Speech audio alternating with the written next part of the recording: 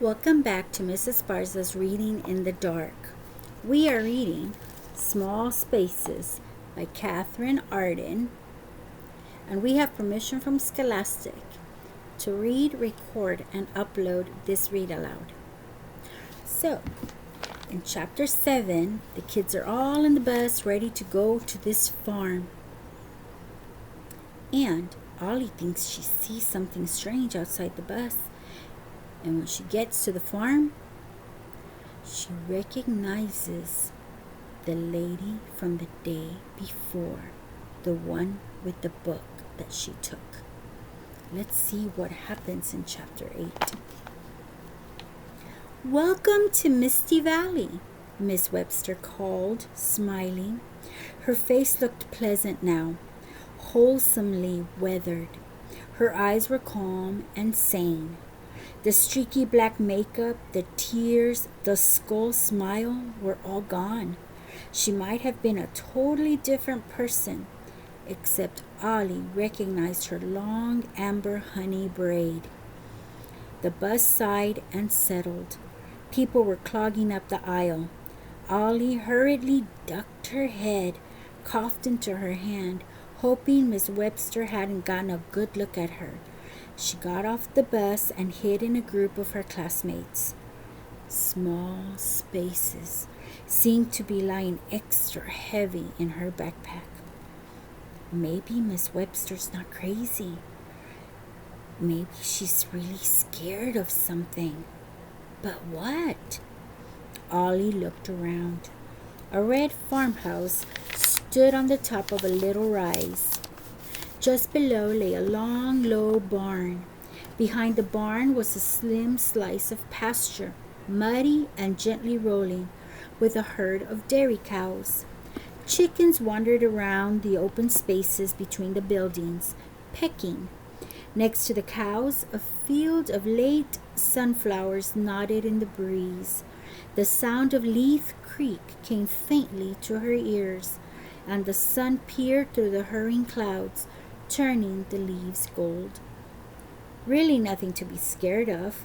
It was beautiful, except a group of 3 scarecrows stood on the edge of the parking lot, smiling, stitched on smiles. Their garden rake hands were raised to wave. The tips of the rakes gleamed in the sun. Ollie kept turning. More scarecrows. Scarecrows everywhere. Someone had set up scarecrows between buildings, in the vegetable garden, on stakes in the cornfield. Their hands were trowels or garden rakes. Their smiles had been sewn or painted on. Scarecrows, Ollie thought uneasily, should not be used for decoration. Piles and pumpkins were much better. But creepy though the scarecrows were, they hardly explained Linda Webster's crying by the creek the day before. "Man," said Brian Battersby's voice behind her, "I wouldn't want to meet these guys on a dark night." Ollie turned. Brian was eyeing a particularly sinister scarecrow, tall, dressed in an old-fashioned black suit. It had garden forks for hands. "No," Ollie said, a little puzzled, but in complete agreement. Why was Brian even talking to her?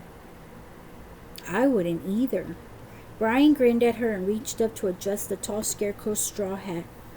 "Good thing they're just scarecrows. Have fun today, Ollie Pop." He sauntered away with Phil and Mike. "Come over here, please. Gather round." The 6th grade clustered around Miss Webster, except for Ollie, who hung back. "Welcome," Miss Webster said. "We have a lovely program for you." Just then, the bus driver popped up beside her, pale, gray-bearded, and red-lipped. Where had he been? Also, did Miss Webster flinch away from him slightly? Was he the one Miss Webster was scared of? Maybe he'd made her go dump a book into Leith Creek. But why? The bus driver's skin really was the gray white of an old mushroom. Ollie loved mushrooms. On weekends, she and her mom used to go foraging for wild ones. It had been an autumn day like this one, clouds chasing sun, when they had found Ollie's first chicken of the woods. "These are pretty rare, Olivia," her mom had said, glowing. "Look, chicken of the woods only grow out of the hearts of dying trees." She tapped the elm in question. "This tree is a goner. Forest rangers don't like to see chicken of the woods because they mean the good hardwoods are dying. But this mushroom?" "What?" Ollie cried, stroking the orange-red thing with a forefinger. "You'll see," said her mom, smiling, pulling out her pocket knife. Sure enough, the second they got home, her dad whooped and said, "I'll make the batter." "No, sit down, both of you. You'll just get oil everywhere." That night they feasted on chicken fried wild mushroom with mashed potatoes. Afterward, Ollie and her mom swam in the freezing creek and ate homemade ice cream. It was the best day of days. But when Ollie's mom came to tuck her in that night, she found Ollie crying. "Olivia, are you okay?" she asked. "Does your tummy hurt?" Ollie shook her head. "I'm sad for the tree. The tree where the mushroom came from. It doesn't seem fair that it gave us the best and yummiest mushroom, and now it's just going to die." She buried her face in her pillow. That was back when she could cry over dumb things like elm trees. Her mother sighed and said, "No, it's not fair. But the tree gave us a gift. Even bad things can lead to good. Maybe in sad times it helps to think of that." "Maybe," said Ollie, unconvinced. "If you like," said her mom, giving her a hug, "we can go visit the tree tomorrow and say thank you." "I'd like that," said Ollie, and wiped her nose. But they never did. First it rained, and then it snowed, and then Ollie got older and forgot. Now they wouldn't ever, and it didn't matter.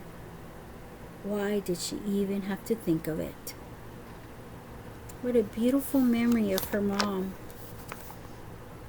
I wonder what's going to happen next. We'll see you in chapter 9.